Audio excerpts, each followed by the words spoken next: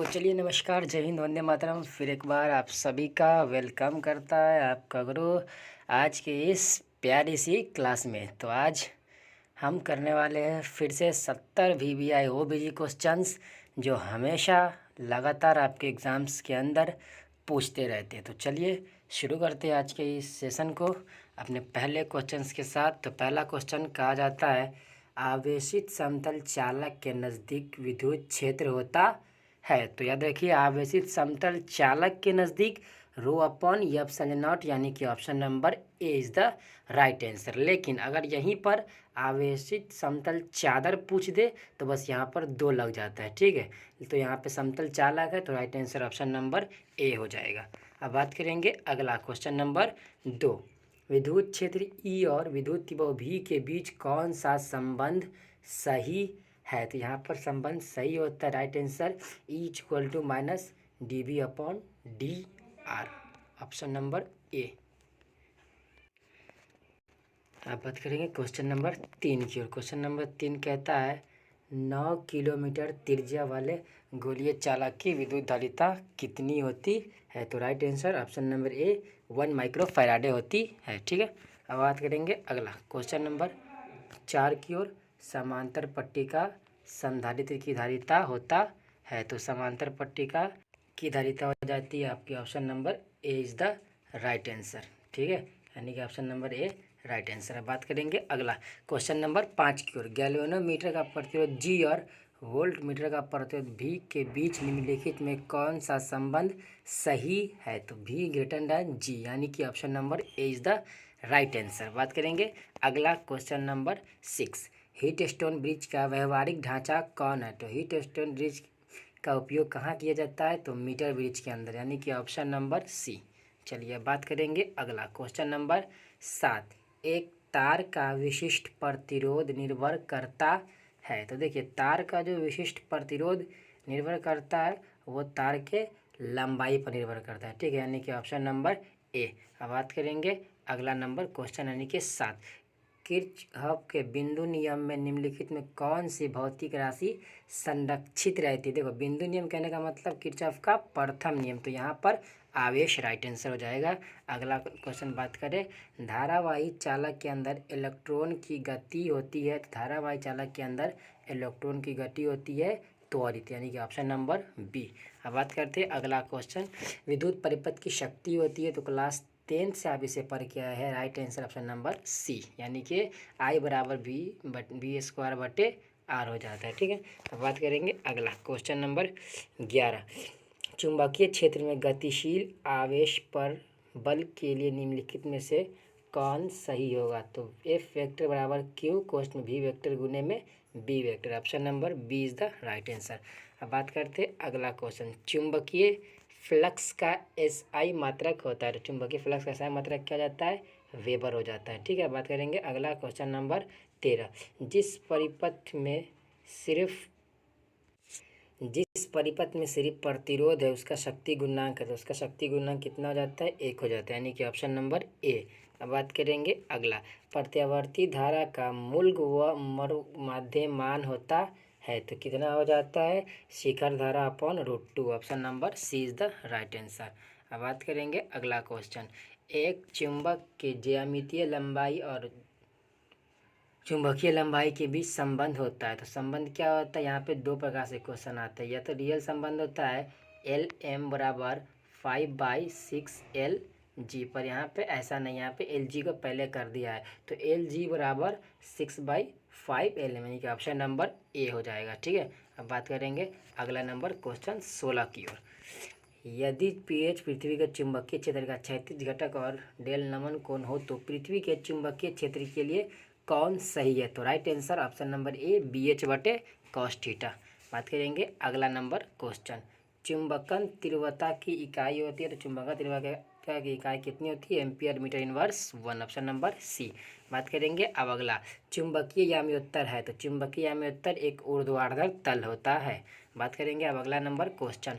सामान्य संयोजन में सरल सूक्ष्मदर्शी की आवर्धन क्षमता कितनी होती है। तो option number A is the right answer. चलिए अब बात करते हैं अगले नंबर क्वेश्चन की ओर। क्वेश्चन नंबर 20 क्या कहता है, सामान्य आँख लेंस की फोकस दूरी लगभग होती है। तो आँख लेंस की फोकस दूरी कितनी हो जाती है? लगभग 2 सेमी हो जाती है। ठीक है, अब बात करेंगे अगला नंबर क्वेश्चन की। और हीरा का क्रांतिक कोण होता है, तो हीरा का क्रांतिक कोण कितना होता है? ऑप्शन नंबर ए यानी कि राइट आंसर। अब अगला बात करते हैं क्वेश्चन नंबर 22 की ओर। कहता है दो संपर्कित उत्तल लेंस का समतुल्य लेंस क्या होगा? तो जब दो उत्तल लेंस को संपर्क करेंगे तो उत्तल बनेगा, और जब अवतल को करेंगे तो अवतल बनता है, यानी कि option number A is the right answer. बात करेंगे अब अगला क्वेश्चन नंबर 23 की ओर। प्रकाश तंतु का मूल सिद्धांत क्या है? यानी कि ऑप्टिकल फाइबर किस सिद्धांत पे कार्य करता है? तो पूर्ण आंतरिक परावर्तन के सिद्धांत पर। अब अगला क्वेश्चन की ओर बात करते हैं। सामान्य आँख के लिए स्पष्ट दृष्टि की न्यूनतम दूरी कितनी होती है? तो हो जाती है ये 25 सेमी, ऑप्शन नंबर डी। बात करेंगे अब अगला नंबर क्वेश्चन की ओर। इंद्रधनुष का निर्माण के लिए निम्नलिखित में प्रकाश की कौन सी घटना सही है? तो इंद्रधनुष के लिए जिम्मेदार होती है प्रकाश का वर्ण विक्षेपण। अब बात करेंगे अगला नंबर क्वेश्चन की ओर। किस रंग के प्रकाश के लिए कांच का अपवर्तनांक अधिक होता है? तो बैंगनी का अधिक होता है, जबकि लाल का अपवर्तनांक कम होता है। और लाल का तरंगदैर्घ्य ज़्यादा होती है, तो बैंगनी का तरंगदैर्घ्य कम होती है। ठीक है, यहाँ पर याद रखेंगे ये बातें। अब बात करेंगे क्वेश्चन नंबर 27। विनाशी व्यतिकरण के लिए पठांतर कितना होगा? तो 2n+1 λ/2, ऑप्शन नंबर बी। अब बात करते हैं अगला नंबर क्वेश्चन की ओर।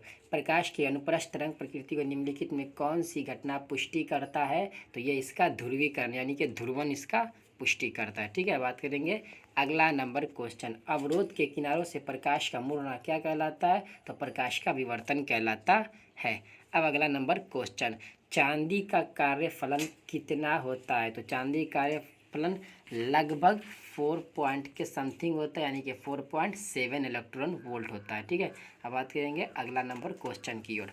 प्लांक नियतांक का मान कितना होता है? तो 6.626 इंटू 10⁻34 जूल सेकेंड, यानी कि ऑप्शन नंबर सी। अब बात करेंगे अगला नंबर क्वेश्चन। फोटोन का गतिक द्रव्यमान कितना होता है? तो फोटोन का गतिक द्रव्यमान आपका हो जाता है, चलिए तो बात कर रहा है फोटोन का गतिक द्रव्यमान कितना होता है। तो फोटोन का गतिक द्रव्यमान हो जाता है h/c लेमडा, यानी कि ऑप्शन नंबर बी। अब बात करते हैं अगले नंबर क्वेश्चन की ओर। निम्नलिखित में से कौन श्रेणी परावैज्ञानिक परिसर में है? तो परावैज्ञानिक परिसर में कौन सी श्रेणी पड़ती है? तो यहाँ पे आपका राइट आंसर हो जाएगा ए, यानी कि लाइमन श्रेणी हो जाएगी। ठीक है, अब बात करेंगे अगले नंबर क्वेश्चन की ओर। रेडियो एक्टिविटी के लिए निम्नलिखित में से कौन उपयुक्त नहीं है? तो रेडियो एक्टिविटी जो घटना है वो एक नाभिकीय घटना भी है, परमाणविक भी है और स्वतः भी है, लेकिन वो प्राकृतिक घटना नहीं है क्योंकि उसे प्रयोगशाला में कराया जाता है। ठीक है, अब अगला बात करेंगे क्वेश्चन नंबर 35। तेज़ी से चलने वाला इलेक्ट्रॉन क्या है? तो इलेक्ट्रॉन बीटा किरण होता है। ठीक है, ऑप्शन नंबर बी। अब बात करेंगे क्वेश्चन नंबर 36 की ओर। अल्फा कण होता है, तो अल्फा कण क्या होता है? हीलियम नाभिक होता है। अब अगला क्वेश्चन। प्रेषी एंटीना की प्रास डी टीवी प्रेषण टावर की ऊंचाई h और पृथ्वी की त्रिज्या r के बीच संबंध होता है, तो संबंध होता है d/√2h/r होता है। अब बात करेंगे अगला, यानी कि क्वेश्चन नंबर 38। मूल अवस्था में हाइड्रोजन परमाणु की ऊर्जा कितनी होती है? तो option number D -13.6 electron volt होती है। अब बात करेंगे अगला नंबर क्वेश्चन की ओर। जब अपद्रव्य को नैज अर्धचालक में मादित किया जाता है तब अर्धचालक की चालकता क्या होती है? घटती है या बढ़ती है या फिर समान रहती है या फिर शून्य हो जाती है? तो यहाँ पर आपका राइट आंसर हो जाएगा ऑप्शन नंबर ए, यानी कि बढ़ती है। ठीक है, बात करेंगे अब अगला क्वेश्चन नंबर 40। नॉर गेट का बूलियन व्यंजक कितना होता है? तो नॉर गेट का बूलियन व्यंजक आपका हो जाता है ऑप्शन नंबर, यानी कि हो जाएगा सी इज़ द राइट आंसर। ठीक है, अब बात करेंगे अगला नंबर क्वेश्चन की ओर। अर्ध तरंग डिस्करण में 50 हर्ट्ज के निवेश आवृत्ति के लिए कौन सा निर्गम सही है? अगर निवेश 50 है तो निर्गम भी 50 होगा, यानी कि ऑप्शन नंबर बी। अब अगला बात करते हैं द्विआधारी संख्या इतना का दशामिक संख्या निम्नलिखित में से कौन है? तो यहाँ पर आप देख लीजिए 11,110 का दशामिक संख्या में आपको पूछा जा रहा है। तो यहाँ पे आपका राइट आंसर हो जाएगा ऑप्शन नंबर बी, यानी कि ये 30 का द्विआधारी संख्या होता है। अब बात करेंगे अगला क्वेश्चन नंबर 43। इलेक्ट्रॉन पर आवेश कितना होता है? तो 1.6 इंटू 10⁻⁻19 कूलम, यानी कि ऑप्शन नंबर डी, और माइनस में याद रखिएगा होता है, जबकि प्रोटॉन पे प्लस में होता है। ठीक है, बात करेंगे अगला number question. F silent not के बराबर होता है, तो एफ साइलेंट के बराबर क्या होता है? Right answer option number C हो जाता है। ठीक है, अब बात करेंगे अगले नंबर क्वेश्चन की ओर। द्विध्रुव आघूर्ण के लिए निम्नलिखित में से कौन सा संबंध सही होगा? तो राइट आंसर ऑप्शन नंबर ए, यानी कि 1/y बराबर 1/3 गुने 10⁻19 सेमी हो जाता है। ठीक है, अब बात करेंगे अगला क्वेश्चन। चित्र में ए और बी के बीच समतुल्य धारिता कितनी होगी? समतुल्य धारिता आपकी हो जाती है C/3, यानी कि ऑप्शन नंबर बी। अब अगला क्वेश्चन बात करते हैं क्वेश्चन नंबर 47 की, और निम्नलिखित में से कौन सा संबंध सही हो जाता है? तो आपका सही संबंध है 1 एंगस्ट्रॉम बराबर 10⁻³ ma, यानी कि ऑप्शन नंबर सी। अगला क्वेश्चन बात करते हैं निम्नलिखित में से कौन सा संबंध सही है? तो धारा घनत्व के लिए संबंध होता है I/A, यानी कि ऑप्शन नंबर ए।